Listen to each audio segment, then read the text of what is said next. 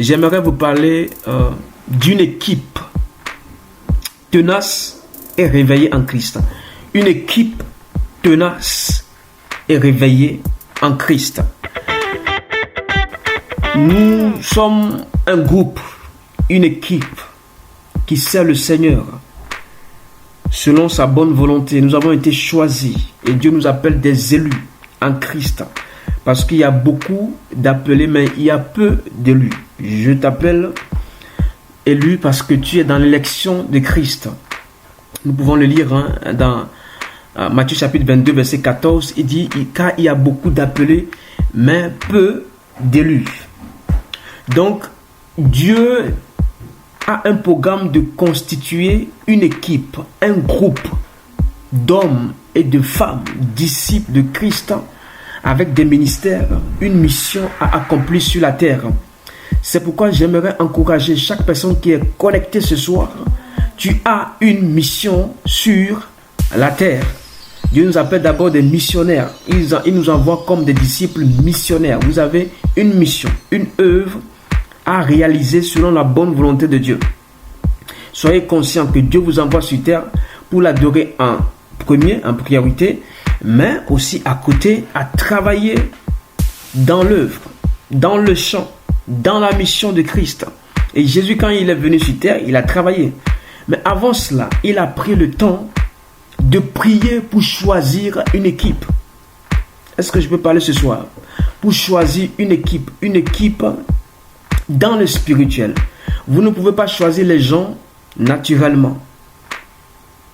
Vous les prenez par votre propre choix, votre propre décision ou par feeling, votre propre désir de choisir les gens. Non. Jésus avait un principe très capital. Et pour tous ceux qui sont des leaders, des responsables ou des conducteurs de groupe ou ceux qui ont été mandatés pour une mission ou soit par une église, quand vous voulez choisir votre équipe, votre comité ou les gens qui seront à côté de vous, passez du temps dans la prière. Je répète, vous voulez choisir une équipe, un groupe qui va vous encourager, vous soutenir, vous aider, vous appuyer comme des piliers. Passez du temps dans la prière. Et ce temps-là est vraiment important pour le Seigneur. C'est là, il va choisir spirituellement ces gens-là, qu'importe la couleur de peau, la nationalité, l'origine, la taille, l'âge. Ce qui lui est important, c'est que ça soit un choix de Dieu. Une personne élue de Dieu. Et Jésus, nous le lisons dans Luc chapitre 6, le verset 12. Nous lisons la parole de Dieu dans Luc chapitre 6, verset 12. Luc 6, déjà le chiffre de l'homme, verset 12, le chiffre des apôtres. Il dit, en ce temps-là, Jésus se rendit sur la montagne pour prier et il passa toute la nuit à prier Dieu. En ce temps-là, Jésus se rendit sur la montagne pour prier et il passa toute la nuit à prier Dieu. Mais il passa toute la nuit pour choisir les disciples spirituellement. C'est pourquoi je vous dis, ne faites pas l'erreur d'aller très vite, se précipiter, aller choisir les gens de ta famille, les gens dans ton entourage, les âmes même que tu gagnes et que tu les amènes dans l'assemblée, dans les rencontres spirituelles. Ne te presse pas à les nommer, à les positionner, à les établir. Passe du temps dans la prière pour les choisir. Et beaucoup, à cause de l'amour pour le Seigneur, et disent non, oui, c'est un frère gentil, c'est une sœur qui a le feu. Tout de suite, on le positionne, on la positionne. C'est une grave erreur. Jésus ne s'est pas levé à aller prendre les disciples pécheurs ou soit les médecins comme Luc. Voilà. Toutes ces catégories de personnes, Judas aussi, voilà. Ils avaient tous des fonctions où ils travaillaient, mais beaucoup étaient dans la pêche. Mais il a passé du temps pour télécharger la pensée de Dieu, télécharger les normes divines, télécharger les principes à respecter, le cursus qu'il faut dans le spirituel pour être disciple. Il n'a pas choisi parce qu'il se voit que c'est lui le maître Dieu sur la terre, donc je fais ce que je veux. Il a encore demandé au Père qu'il a envoyé sur la terre, qui veux-tu pour moi et pour ta mission? Qui peut rester à mes côtés? Et il a choisi les 12. Mais pendant ces 12, le diable n'était pas encore entré dans Judas. Est-ce que je peux avancer? Le diable n'était pas encore entré. La porte n'était pas ouverte. Mais il avait choisi de bons disciples qui n'avaient pas d'expérience, qui n'avaient pas une qualité, mais en eux, l'esprit bouillonnait pour l'œuvre. Ils ont tous suivi le Christ. Dieu ne choisit pas parce que tu as une compétence, que tu es excellent, que tu as tout ce qu'il faut. Non, Dieu te choisit par amour et par grâce. Et toi, tu dois choisir aussi par amour et par grâce. Ne sois pas dans l'apparence. Si tu choisis par apparence, tu peux commettre des graves erreurs qui vont te coûter par la suite ou dans les années à venir. Et Judas, on a compris après que Judas était amoureux de l'argent au lieu d'être amoureux du Christ. Vous savez, Dieu cherche des amoureux. Il cherche une épouse qui soit amoureuse de l'époux, amoureuse de l'époux. Une épouse qui soit amoureuse de l'époux. Et c'est vous. Donc nous sommes des élus. Il y a beaucoup d'appelés. Ça veut dire que tous ne sont pas appelés. Est-ce que je peux répéter? Il y a beaucoup d'appelés. C'est-à-dire ils sont beaucoup. Mais dans le beaucoup, tous ne sont pas appelés.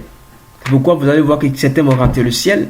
Certains vont rétrograder. Ils vont perdre le salut. Parce qu'il y a certains enseignements qui disent non, qu'on ne peut pas perdre le salut. Bien aimé, faites attention. On dit les premiers seront les derniers seront les premiers. Donc maintenant, bon, les premiers, ils se retrouvent où? Dans la classe des derniers. Dans la classe des derniers, c'est ceux qui vont perdre la foi. Et ceux qui vont garder, conserver le salut, ce seront toujours les premiers. Et les derniers qui n'avaient pas Jésus-Christ, ils vont venir à Christ. Ils deviennent les premiers. Cherche à être premier en Christ. Ne cherche pas à perdre la foi. Et cette prière sacerdotale, royale en plus, pour choisir était capitale. Je demande à toute personne ici, vous avez une vision et vous avez une mission accomplie, priez pour les disciples. Et quand vous les choisissez, continuez pas à prier pour eux. Sinon, Pierre, Jésus ne dira pas que le diable voulait te cribler comme un froment. Mais j'ai prié pour toi. Donc, la prière ne s'arrête pas simplement sur le choix, mais une prière pour préserver le choix. Est-ce que je peux monter? Préserver le choix. Préserver ses disciples. Beaucoup de pasteurs nous disent non, il y a des assemblées, et des gens disparaissent, des gens quittent les assemblées. Non, il y a un temps, on gagne les âmes, mais il faut prier pour les âmes. Continuez pas à les mettre sur l'autel de la prière. Priez pour eux comme nous on le fait le mardi avec Stella, le vendredi avec Dolama et Roger. Donc mardi c'est Déborah et Stella qui gèrent l'intercession avec Judas. Et le vendredi, on gère l'intercession, moi et Dolama et puis Roger. Donc les deux groupes-là intercèdent pour conserver la vie des disciples. La prière, l'intercession préserve la vie des disciples. Les disciples, quand vous voyez que le péché veut entrer, l'intercession bloque le péché. Ah oui, les tentations sont bloquées quand les gens intercèdent. C'est pourquoi je prie enfin que vous soyez des intercesseurs pour vos frères et vos sœurs. Ne les accusez pas, ne les jugez pas. Vous ne savez pas ce qui se passe dans leur vie, perso.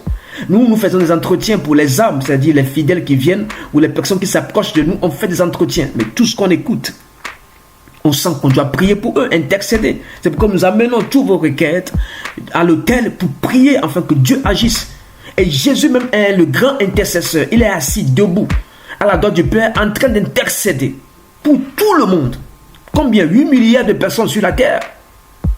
Et je suis en train d'intercéder. Et moi qui est ministre de Dieu, mais qui suis-je de ne pas intercéder? Et je demande aux pasteurs, aux apôtres, aux prophètes, aux évangélistes, aux docteurs, aux enseignants, aux évangélistes, vous devez prier pour le peuple de Dieu. Un pasteur doit prier. Tu es prophète, tu pries. Ta bouche prophétise, mais tu dois prier aussi. Le berger doit prendre soin de ses brebis. Il a dit à Pierre, même tu, 3 fois, Père mes brebis. Peut-être que les brebis, c'est aussi intercéder. Ce n'est pas seulement enseigner, mais intercéder pour la brebis. Il y a beaucoup de pasteurs qui ronflent. Ils ne font plus le job de l'intercession.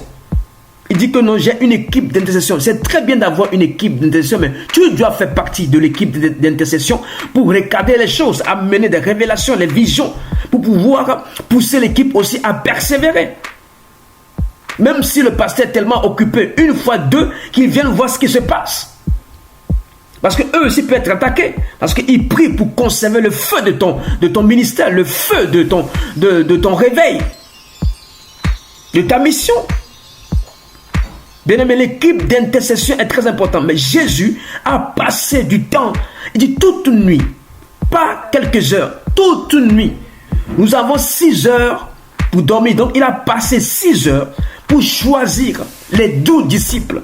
Luc chapitre 6, le verset 12. Tu comprendras. 6 heures, Luc 6, verset 12, pour choisir les 12 disciples. Bon, il va me dire qu'il utilise les chiffres. Moi, je suis un prophète, moi.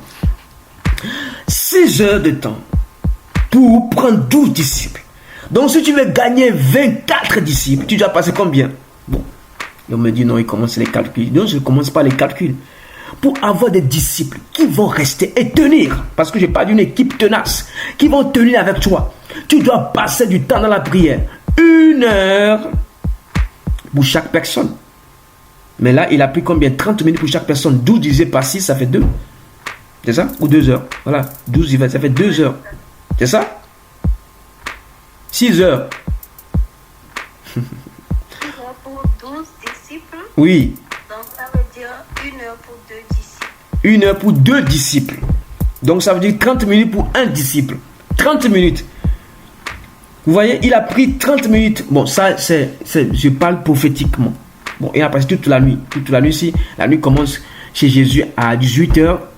Du coup, il a commencé de 18h jusqu'à 4h du matin. C'est avant l'aurore, on ne sait pas. Mais je vous dis simplement, je prends l'exemple de 6 heures pour les 12 disciples.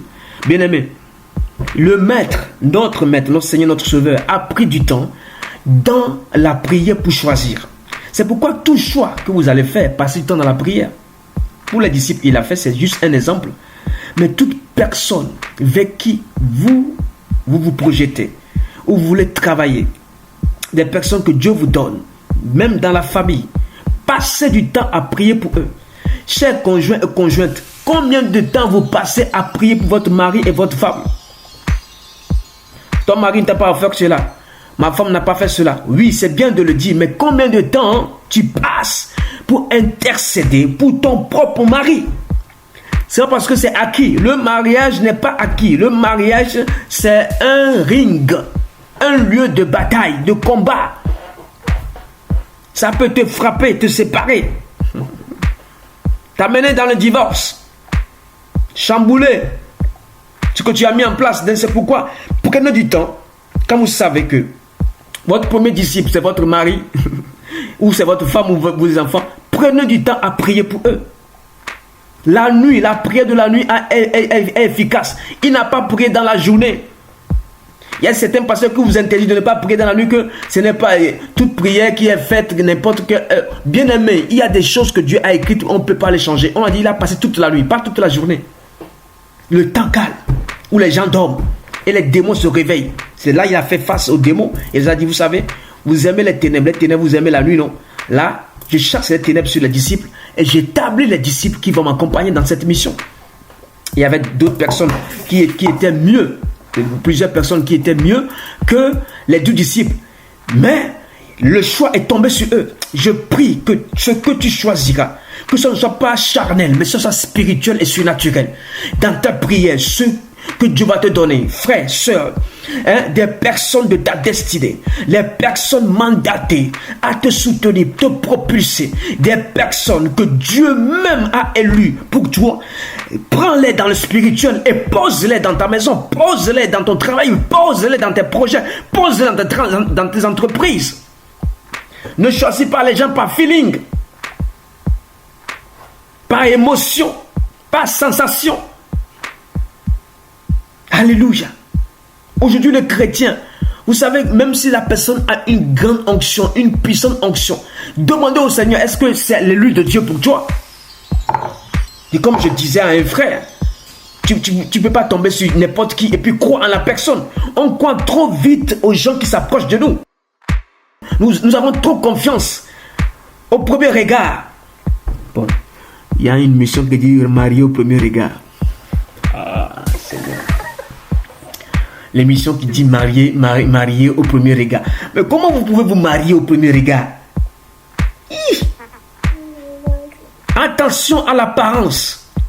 Tellement les gens sont à la quête de chercher Un mari, une femme qui ne réfléchissent même plus. On dit marié au premier regard. Et les gens sont là en train de suivre ces émissions. Ils disent, oh là là, le mariage est tellement beau. C'est un mariage de 5 ans, 10 ans après, on ne les verra plus.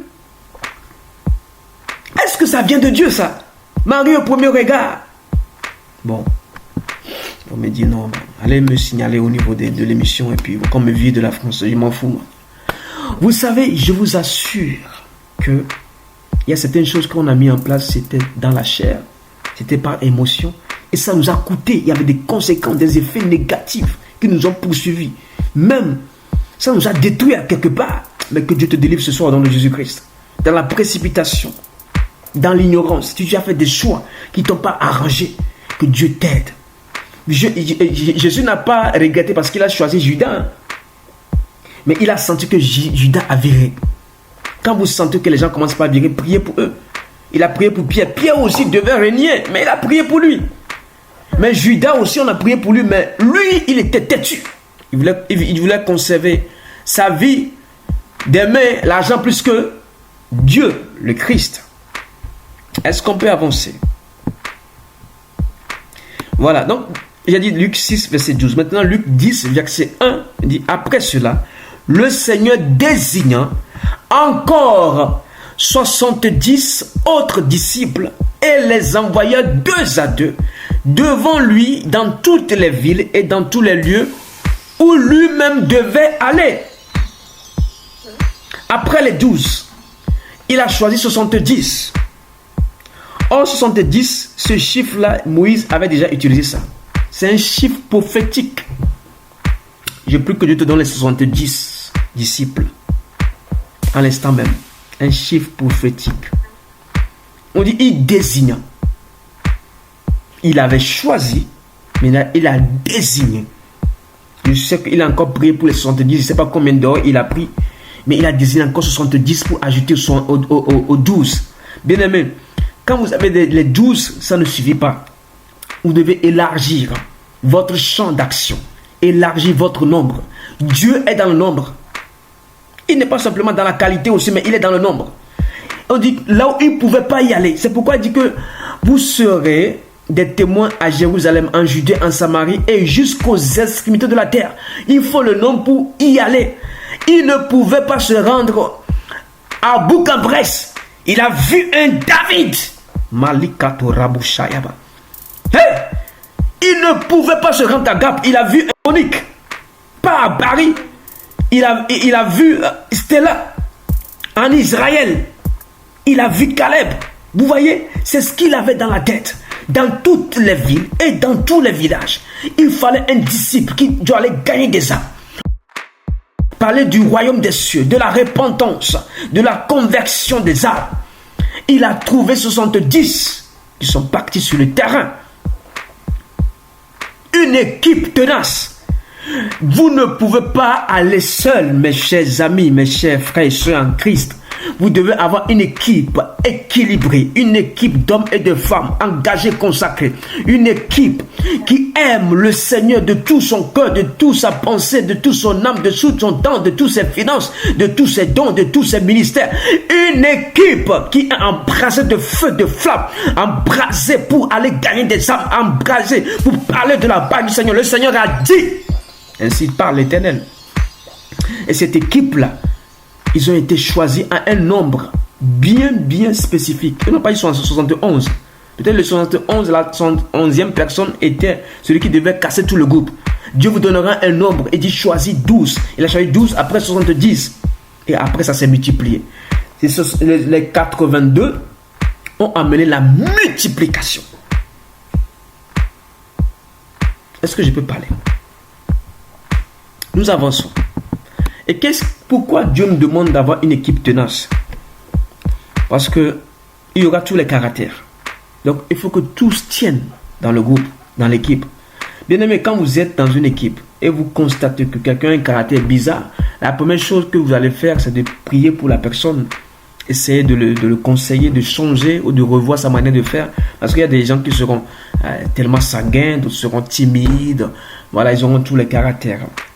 Il y a d'autres qui qui vont vouloir voilà, dominer tout le monde, ils auront un caractère fort, il y a d'autres qui vont vouloir voilà, pleurer tout le temps, il y a d'autres qui vont vouloir mettre la tête sur le dos de la poitrine du responsable, comme Jean le faisait, Simon Pierre qui lui coupe les oreilles des gens, il veut tenter de marcher sur l'eau, et voilà, il y aura toutes ces catégories, il y aura aussi des voleurs comme Judas, ainsi de suite, il y aura toutes ces catégories dans le groupe et dans l'équipe. Mais Dieu vous ouvre les yeux pour discerner chaque personne et les repositionner dans le royaume. Vous devez repositionner les personnes dans le royaume d'abord, avant de leur donner des titres. Le titre vient après. On les a appelés disciples. On les a appelés amis. On les a appelés par la suite des apôtres. L'apostolat n'est pas venu avant. On les a choisis. On les a établis, on les a désignés, on les a fait œuvrer sur le terrain. Vous devez bosser sur le terrain avant d'avoir un titre. Bon, vous m'avez ordonné, c'est vous, hein, vous m'avez ordonné prophète évangéliste. Mais qu'est-ce que vous avez vu? Vous avez vu que le côté prophétique y est, le côté évangélique y est. Maintenant, il y a des gens qui m'appellent pasteur parce qu'il y a une assemblée qui est mise en place et je dirige l'assemblée par la grâce de Dieu, par l'Esprit de Dieu. Mais ces trois casquettes, vous pensez que moi je suis là à chercher une casquette ou une étiquette? Non, c'est le travail que j'ai fait pour le Seigneur dans l'œuvre qui démontre que David, le côté prophétique, l'évangélisation, pouf, il lâche pas. Pasteur qui aime le brebis, qui rassemble, il lâche pas l'affaire. Ok, bon, dans tout ça, est-ce que le titre était là avant? Non, c'est pourquoi maman Stella m'appelle toujours missionnaire. Elle aime bien. Parce que missionnaire, parce que j'ai quitté l'Afrique pour venir en Occident. Vous voyez ça aussi? Oh là là, vous ne connaissez pas ce titre. Les pasteurs missionnaires, vous ne savez pas. Des gens que Dieu font quitter leur pays pour un autre pays. Un territoire pour un autre territoire. Ça, c'est mon premier appel, ça, missionnaire. Ça, c'est mon premier appel. Et ensuite, les titres se sont ajoutés. Mais nous ne marchons pas avec les titres. Nous marchons avec la qualité du ministère. Quand vous êtes disciple, une équipe tenace, vous devez avoir la qualité du ministère. Quand on dit intercesseur, quand tu viens, tu déposes tes valises, tu commences par parler en langue 4-5 heures de temps. Les démons commencent par rouler par terre. Intercesseur. Quand on te dit non, c'est toi qui accueilles les gens. Aucun démon ne rentrera dans l'assemblée. Aucun démon. À la porte. L'autre fois, il y avait quelqu'un qui était mentalement, psychologiquement pas cool. Voilà, donc nous on faisait le culte, il était dehors, il était à la déventure. Nous on faisait le culte, la prière du mercredi. Il y a un qui a dit non, il faut sortir, l'aider, tout ça. Il dit non. Et il est resté, il a discuté avec les gens. Quand on a fini le culte, moi je suis sorti, le gars m'a vu, il a couru. Et les gens disent non. Ouf! Comme je suis sorti, il a fui. C'était l'onction. On ne peut pas avoir les ténèbres et la lumière en même temps. Il m'a vu, il a couru, il n'est plus revenu jusqu'à on est parti. Croisement d'onction. Bien aimé, dans l'équipe, il faut des gens qui sont remplis d'onction. Je demande quand même que tout le monde soit rempli d'onction. Mais il faut une personne qui soit comme un Samson. Lui, il prend la mâchoire d'âne, il terrasse. Chaque personne doit être à son poste. Il y a quelqu'un, lui, il a la lumière de la parole, intense. Dès qu'il y a un verset qui cloche pas, lui, il vous met à la lumière de la parole. Ainsi de suite. Je ne parle pas de ministère ni des dons. Je parle de la qualité d'être un disciple dans une équipe. Et nous formons des équipes pastorales. Des équipes pastorales, c'est ça, une équipe pastorale. Voilà, des équipes pastorales. Et nous connaissons chaque personne. Par exemple, quand je suis avec l'apôtre, il sait que j'ai le côté prophétique. Il me laisse ce côté. Quand je suis avec les pasteurs, ils savent. Et je m'en suis chaque personne, je sais comment les utiliser pour ne pas rentrer en compétition et en concurrence. Quand vous êtes avec les gens, vous devez connaître ce qu'ils portent. Bien-aimés en Christ, vous voulez avoir une équipe, soyez humble et laissez l'autre exercer. Moi, je n'ai pas du mal avec ça. Il y a certaines personnes qui ont du mal à positionner les autres. Est-ce qu'on peut avancer? Nous allons lire un passage. Nombre chapitre 11, le verset 16 à 17. Nombre, nous allons voir le cas de Moïse. L'Éternel dit à Moïse, assemble auprès de moi 70 hommes des anciens d'Israël, de ceux que tu connais comme anciens du peuple et ayant autorité sur lui, amène-les à la tente d'assignation et qui s'y présente avec toi. Je descendrai et là, je te parlerai. Je prendrai de l'esprit qui est sur toi Je les mettrai sur eux afin qu'ils portent avec toi la charge du peuple et que tu ne la portes pas à toi seul. Moïse avait besoin d'une équipe de 70 personnes. Ça, c'était le conseil de qui? De Jéthro, son beau-père, qui lui a donné ce conseil de pouvoir revoir l'organisation pastorale. Conseiller venant d'en haut pour lui était son beau-père. Alléluia. Il a écouté. Il a pris son disque. Il dit, je prends l'esprit qui est sur toi. C'est-à-dire l'esprit de leadership et les mettre sur eux. Bien-aimés, quand nous avons un ministère, l'esprit qui est sur nous doit travailler aussi avec les autres.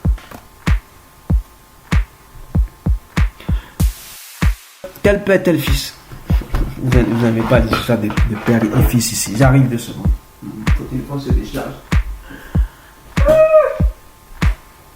Vous devez aimer les choses de leadership, la transmission, le transfert. Vous devez aimer ça. En Occident, les gens n'aiment pas ça. Ils disent non, non, c'est comme si il va nous dominer. Il ne va pas te dominer. On dit l'esprit qui est sur lui viendra sur toi. L'esprit qui anime David avec feu et puissance vient sur toi dans le nom de Jésus-Christ. La rage de gagner des âmes. Et l'esprit là devait utiliser les 70. C'est Dieu qui a parlé et dit, je prendrai. C'est pas lui qui donne. En fait, les gens pensent que c'est le leader qui donne l'esprit. Non, c'est Dieu qui prend l'esprit sur la personne et le positionne, le met sur la tête des autres pour pouvoir faire pareil, ne pas louper. Parce que Moïse avait reçu un mandat, avait reçu un cahier de charge. Il fallait que les autres soient aussi gèrent le peuple comme il faut.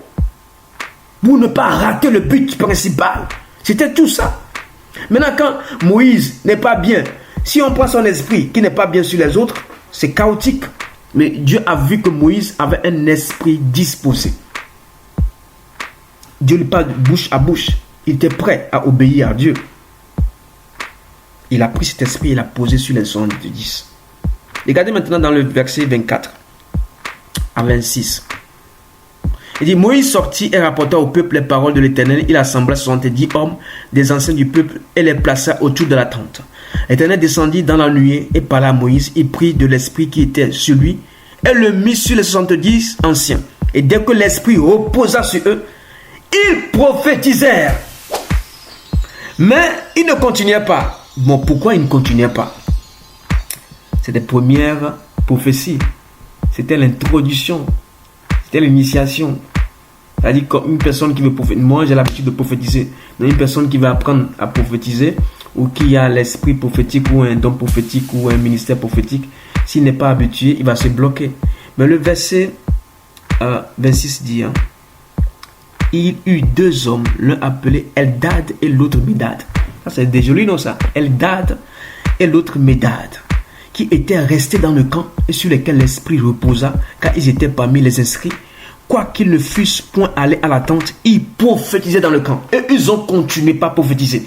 Dans une équipe, il y a certains toujours qui persévèrent dans ce qu'ils reçoivent. Bien-aimés, Dieu peut vous libérer des grâces. Persévérer. N'attendez pas que les autres ils se sont tus. Ils étaient silencieux. L'esprit de travail ne peut pas continuer par travailler. Eux, ils ont continué par prophétiser jusqu'à même Josué a eu peur. Écoutez maintenant. On dit, un jeune garçon courut l'annoncer à Moïse et dit, Eldad et Médad prophétisent dans le camp. Et Josué, fils de Nun, serviteur de Moïse, qui est à côté de Moïse, dit, depuis sa jeunesse, prit la parole et dit, Moïse, mon Seigneur, empêche-les. Moïse lui répondit, es-tu jaloux pour moi? Parce que Josué a commencé par avoir peur. Comme si ces gens-là vont dépasser Moïse. Non, il a libéré l'onction. Il a transmis la grâce. Les gens ils continuent pas à travailler. Et qu'est-ce qu'il a dit? Il dit, puisse tout le peuple de l'Éternel être composé de prophètes et veuille l'Éternel mettre son esprit sur eux. Et Moïse se retira au camp et lui et les anciens d'Israël. Frère, Moïse n'est pas impressionné. Il n'est pas dans la compétition, dans la concurrence. Il dit si eux, ils veulent continuer pas à prophétiser, qu'ils prophétisent. Bien-aimé, si tu veux continuer pas à prophétiser, prophétise. Je t'autorise à prophétiser. Reçois les visions, les révélations. Reçois la rage de prêcher l'évangile. Va évangéliser. Va. Sois quelqu'un qui rend service, qui travaille ardemment dans l'œuvre de Dieu. Ça me plaît de voir des gens être au service. Donc Moïse était content de voir Eldad et Médad à continuer par prophétiser par l'esprit qui était sur lui. Parce qu'il ne pouvait pas tout faire. Bien-aimé, aimez quand les gens fonctionnent comme vous et plus que vous. Jésus, même quand il partait, il a libéré, il a soufflé sur les disciples. Il a dit, recevez de mon esprit.